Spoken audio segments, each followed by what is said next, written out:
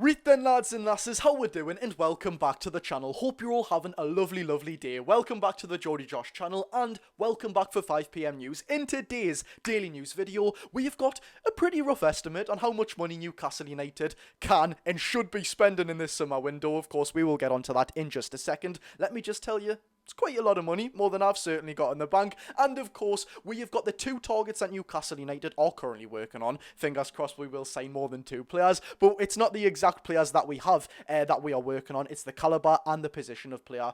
We've also got to get onto something, we don't have to, but it's something I kind of absolutely want to pay respects to at the end of the video, which I'm pretty sure you would have all heard by now in the footballing world. It's absolutely devastating, but we'll get on to it at the end of the video, because it kind of does need to be addressed. It's something that we all maybe need to be more aware about or something like that. I don't know what I'm talking about, but we will get into it because it's absolutely devastating news, and I'm pretty sure you all know what I'm going on about. So without further ado, if you do enjoy the video, hit the thumbs up button for all Newcastle United news, and subscribe if you are new for all Newcastle United news. Without further ado, let's get into it. So firstly, the Newcastle United news, which has been reported by Mark Douglas of the iPaper Sport. Newcastle have a feasible budget of 150 to 175 million pounds to spend in this summer window. That's before selling players. Feasible, of course, means what I believe feasible means is that you can spend that money. Maybe it's not 1000% advised that you do spend that money. There could be some potential repercussions, but Newcastle do have that money to spend, and I mean, by God, we need to start spending it. Do you know what I mean? 150 to 175 million pounds is certainly not £5 in the bank. Go out there and get our targets. I'm sick of us playing about now. It is the 3rd of July at the time of recording. That PSR deadline is done. Go and spend the bloody money. But regardless, ladies and gentlemen, of course, that is before selling players. So the likes of Joe Willock, Sean Longstaff, whoever is to be sold, well, we never know. Even Matthew Targett, if we can get him off the wage bill on that supposed 100 grand a week.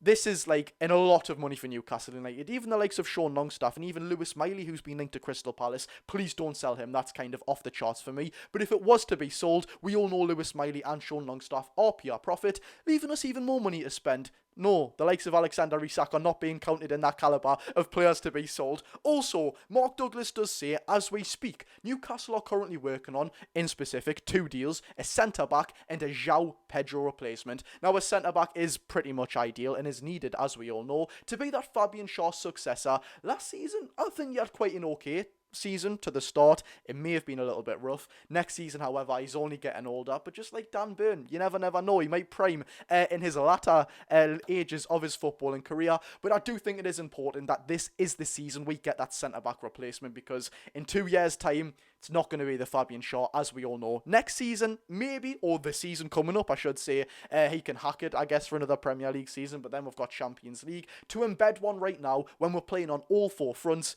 is the perfect time to do it, in my opinion. And of course, a João Pedro replacement, yet again, in my opinion, is absolutely vital. Newcastle are dying and pretty much crying out for that forward who can play across the whole front 3, left wing, right wing and striker.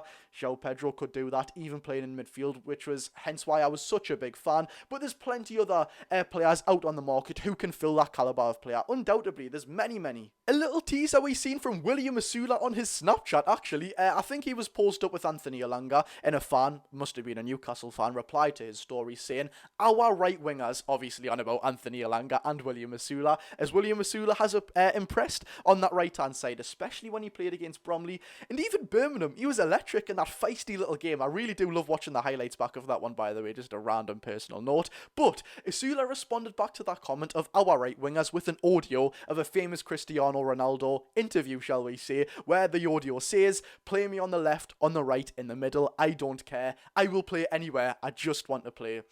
That's the exact sort of attitude I want to hear from my player, especially William Mula. I love that man. How can you not love him? He's bubbly. He's pretty much an idiot, but he's an absolute lovable character as well. And he's not a bad footballer. This is going to be his breakout season. But yes, a centre-back, of course, on that right-hand side. There's no issues with Sven Botman, Big Dan Burn covering that left-hand side. On the right-hand side, Fabian Schär, Jamal Lascelles, even Emil Kraft, so to speak. it does need a young, up-and-coming, solid, absolutely fantastic centre-back, and there's many, many on the market. Ousmane Diomande, Jarell Hato, like we mentioned in yesterday's video, could potentially be there. Jarell Hato would be the absolute dream, by the way. I'm pretty sure he is left-footed, which would make it a little bit difficult to have two left-footed players. I mean, pressing from the right-hand side or the left-hand side would be a bit difficult. However, nothing's ever impossible when Eddie Howe is at the helm. And just before we get on to the very devastating news at the end of the video, that 150 to 175 million pounds, which is to be spent by Newcastle United, I believe must go on James Trafford, a right-sided centre-back, obviously an up-and-coming, youthful, promising centre-back, a right-winger. That probably should have been the first one I said, and another versatile forward. We are playing in Europe, ladies and gentlemen, and to be fair, if we got the likes of Anthony Elanga, our forward depth is pretty decent. I mean, we're talking Alexander Isak. Can Callum Wilson be added on here? No, he's not. Alexander Isak, William Asula, Anthony Gordon, Harvey Barnes, Jacob Murphy, Anthony Elanga. I was going to say Anthony Gordon again there. That's not bad cover, you know. It's really, really not. I mean, even the likes of Lewis Hall can play left wing, as he did against Man City in the Carabao Cup third round a few years ago. We're not going to speak on that performance, but ever since, he's been one of the best players at the club. But, ladies and gentlemen, I did want to make this a little bit a part of the video because it's just right to pay the respects to this. If you haven't seen the news by now, which I'm guessing you have because it's been made very well known, and as it should as well, it's absolutely heartbreaking, gut-wrenching news, that Liverpool and Portugal forward Diogo Jota has passed away, and also his brother has, who was also a professional footballer, via a car crash. I mean,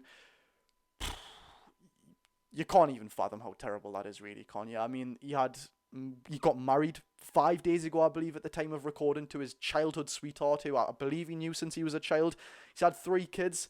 His mum and dad are still around, I believe. I mean, wow. I think sometimes us fans think of footballers as like invincible people, like they've got the best job in the world, they're so lucky, you know, they've got all the money in the world. How on earth could they be sad? They've got the best life ever.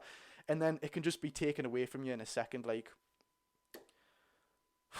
it really gets you thinking about life, doesn't it? But yeah, ladies and gentlemen, I mean, if it lets us learn anything, I guess, I mean, when I seen the news, I rang my dad straight away. Me and my dad are very fond of Diogo Jota. We've loved him since he was a Wolves player even. He's always been quite a prolific forward.